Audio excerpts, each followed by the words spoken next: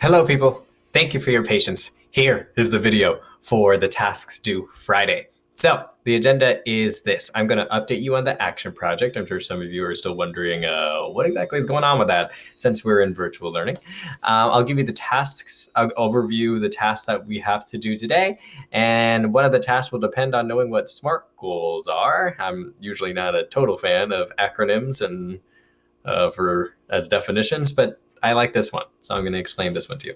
Okay, so let's get into today. So yes, we are in virtual learning, which definitely throws a bit of a wrench into our action project plans, but the wrench is probably smaller than any of us would imagine. The execution part is probably the most vulnerable part of the action project, given our shelter in place.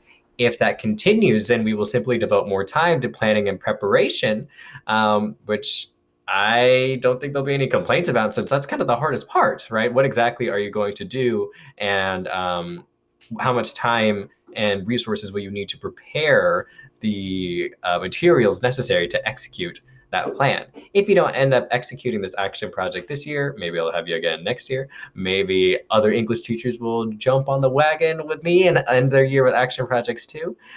So all is not lost. Even if you don't get a chance to actually execute this, many people don't have this experience of planning and prepping before they exit high school, but you will. How exciting. And maybe we'll be back by May 4th. Maybe. I don't know. Still a lot of variables in the air, but the certainty that we could operate with is this: we will continue moving with at least this first part, specifying issues and identifying goals right now. So let's get into the tasks we need to do today. So we have a dialogue task, but it's going to look a little different than the one that you did last week. It'll be using a different tech tool. And then you'll have a Google form where you're going to specify issues and identify goals. This is critically important. If you forgot to do the one last week, I guess it's fine. You should really do it. But this one is critically important to make sure that next week is doable. Okay, so let's get into Schoology. Excuse me, Schoology. There we go. There we go. All right. Opening up the Friday folder. At this point, you've done the reading check. Hooray. You're in the video. Cool. Now, here's the new dialogue app that we're trying out. It is called Parlay for some reason. You're going to click this link. And when you click that link, you'll click sign in with Google and sign in with your, let me pretend. I'm going to pretend. Do this for real. Okay, so I'm going to sign in with Google. I'm using my personal email account to sign in. You're going to use your Piedmont email, but this is the email I'm using to pretend to be a student. My student name is Aaron, the student.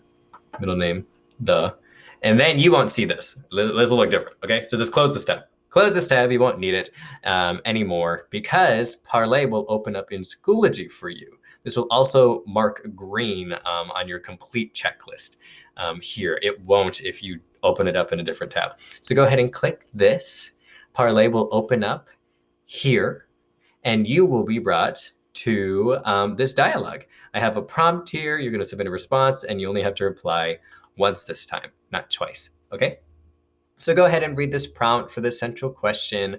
Essentially, given that we're more than halfway through the novel, we get to answer this question with more certainty now. How is Yaa Gyasi trying to evoke empathy, concern, and particularly responsibility, right? That pivot point from justice into action. Here are some definitions of responsibility if you need that kind of help. And here are some reminders about what exactly you could do to respond. Okay, I've also put the video that we watched when I gave you your books. What was it now, like a month ago? When I gave you the books to give you a bit of context for the novel, Yaa Gyasi speaks a little bit as to what exactly her rhetorical intentions are behind this novel in this video. Maybe that'll be helpful for you. Okay, so you'll go ahead and send a response. Response. This is going to be my test one, just so I could show you what comes next. Click. Yep, I'm sure. Okay, then you'll see other people's responses. You only need to choose one person and respond to them once.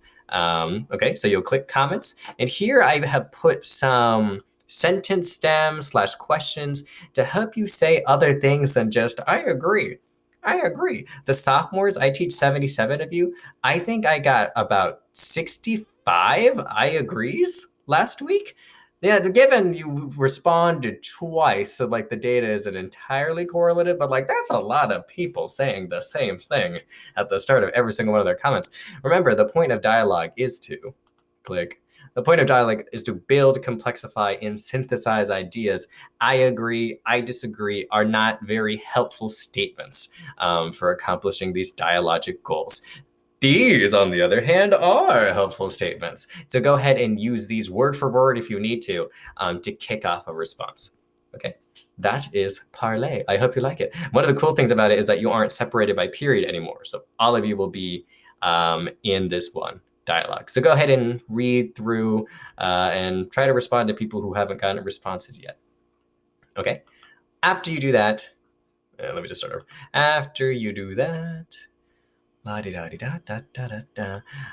you will have the Google form to complete for the action project. What I'm asking you to do here is write your name, tell me your period, and specify your issue. So a lot of people, and this is totally fine, this is my intention, a lot of people are describing their issues relatively vaguely, according to the categories that Katrina and I came up with when she visited, and Rachel too. They're like climate change or gun control or racial discrimination, but those are so big. What specifically do you care about within that issue?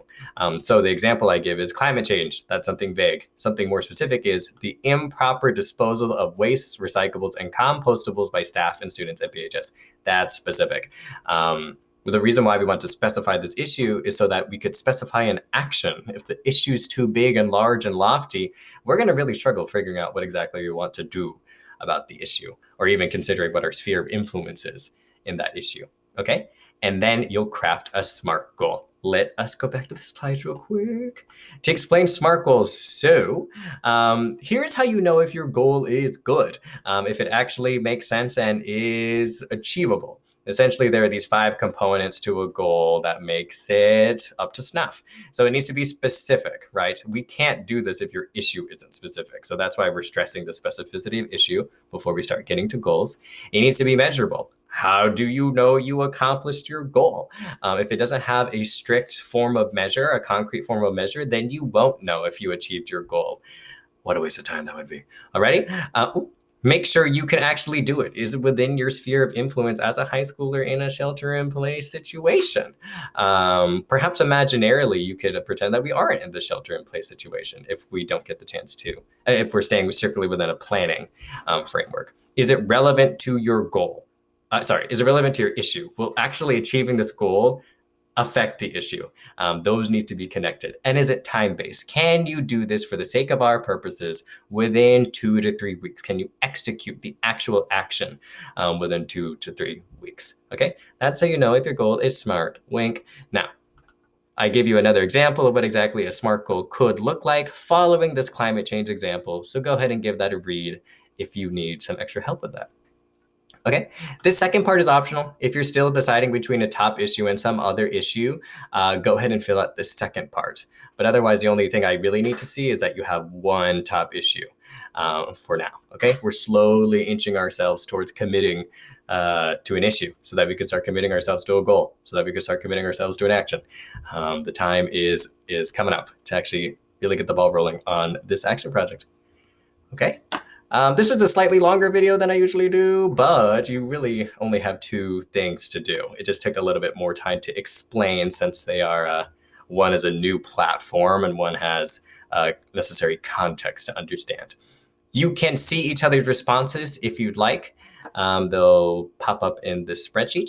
And the homework over the weekend is to read Willie. If you have any plot questions about Akua, go ahead and ask them here. And if you have any questions, comments, and concerns about the structure or logistics of the course, go ahead and ask them here. But otherwise, if you have other questions, please send them to me through Remind or meet me in conferences. But until then, as per usual, hang in there. I'll see you later.